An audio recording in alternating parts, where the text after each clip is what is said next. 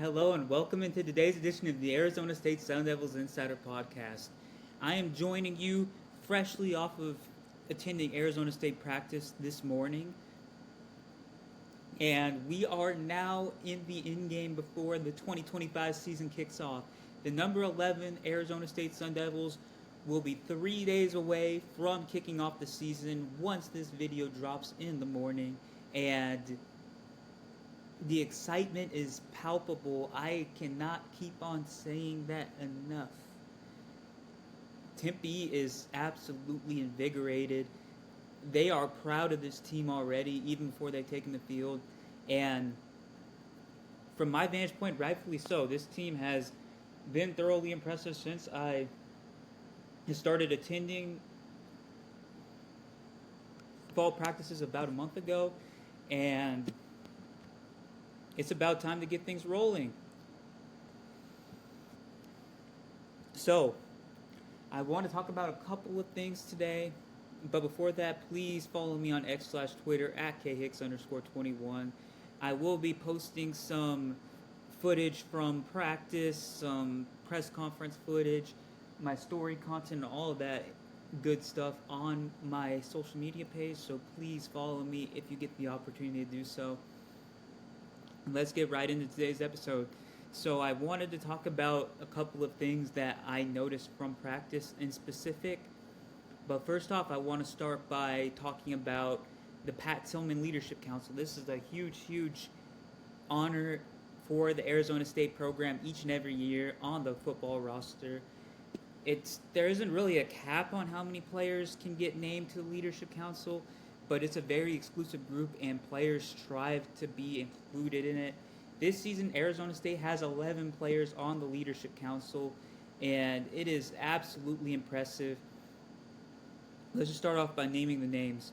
Wide receiver Jordan Tyson, cornerback Keith Abney, safety Xavion Alford, linebacker Jordan Crook, edge rusher Clayton Smith, quarterback Sam Levitt, linebacker Keyshawn Elliott, guard Josh Atkins, center Ben Coleman, defensive tackle Jacob Rich Kangaika, and defensive tackle CJ Fight.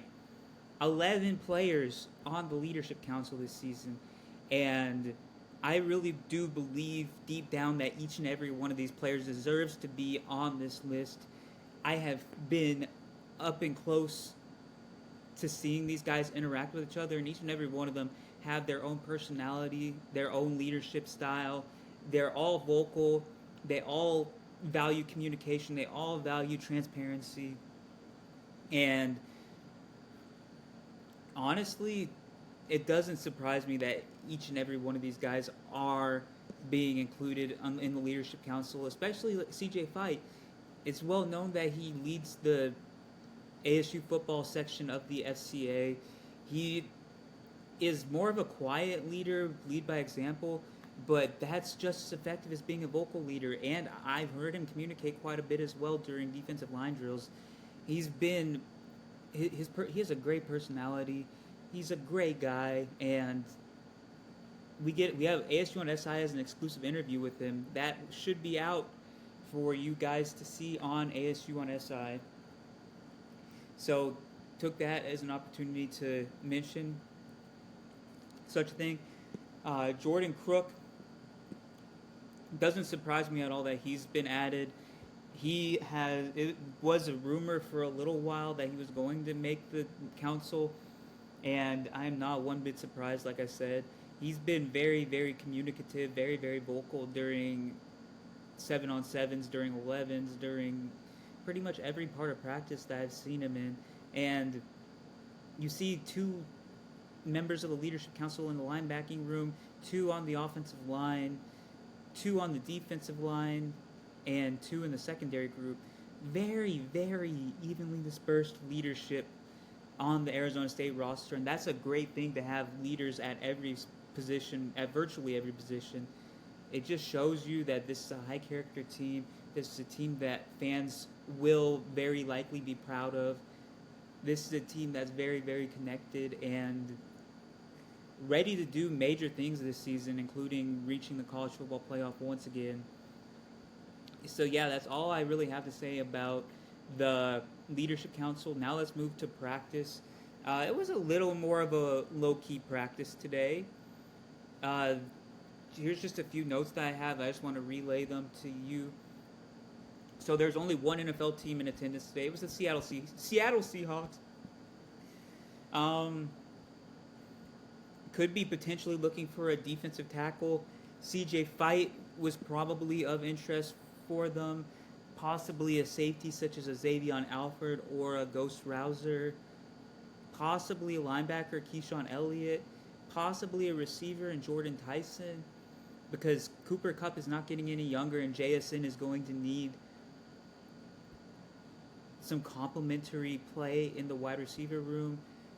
Possibly even a Shimon Mateer could be of interest to Seattle, but we shall see. Pretty much every NFL team has been present over the last month. It, I'd say definitely over half of the NFL teams have been in attendance. Uh, Another thing that I really wanted to note was that Arizona State freshman quarterback Cameron Dyer is taking live snaps right now. He only took a few live snaps, and a lot of them were just simulated plays where he didn't even throw the ball. But he's looking like he's improving by the day. Hopefully, he'll be cleared to do full contact in the near future. And he was doing a lot of agility work off to the side as well, which is a good sign. His leg is getting better, his knee is getting better, and like I said, hopefully he'll have an opportunity to get back into the full swing of things very, very shortly, because he has impressed me based off the little on-field work that I've seen him do. Jason Brown Jr., who's expected to be the fourth string running back, he's been looking impressive lately as well. The running back room is in a very, very good spot to me. Brown was patient in running the ball. He showed a little bit of explosiveness during certain drills. And yeah, the running back room is in a great, great spot, as OC Marcus Arroyo alluded to during his post-practice media availability. AJ Ia, as Coach Dillingham kind of alluded to on Monday, he got dinged up a little bit during Saturday's practice, and he was off to the side doing a lot of work. He was doing some strength work with the ropes. He was doing some work on the bike. He didn't look too hampered by the injury. It didn't look like it was affecting his range of movement or anything too much. So hopefully that's a great sign. Zach Swanson was a standout once again. He's looking explosive, and it looks like he's close to getting back into full swing of things. There was a lot of special teams work, including kicking field goals, kickoffs, and punt returns. All three were worked on. And then Jalen Moss was another standout. He's really the guy from the receiver room that gets lost in the fray. You hear the Zechariah Sample maxed out at 23 miles an hour as a runner. Jaron Hamilton consistently praised during practice. Even Henry Hassman being talked about.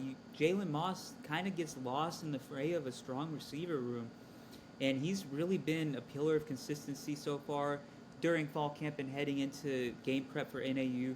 He's just a smooth route runner. He knows where to find open areas in a zone. He really knows how to create separation in man coverage. He's phenomenal when it comes to tracking 50-50 balls. He's a willing blocker. He's an explosive punt returner. He really has a little bit of everything in his bag, in his repertoire. And I'm excited to see Jalen Moss on Saturday. I think that he really could have a big game against Northern Arizona. And that's really all I have today from practice. It was more of a low-key scout team-based practice, getting ready for the FCS NAU Lumberjacks, and another good practice. Coach Arroyo was pleased. Sam Levitt looks like he's ready and sounds like he's ready for the season. And I will be there at Mountain America Stadium on Saturday, and you will hear me reporting about that game on a live basis. But until then, thank you so much for tuning in once again today, and I will see you tomorrow.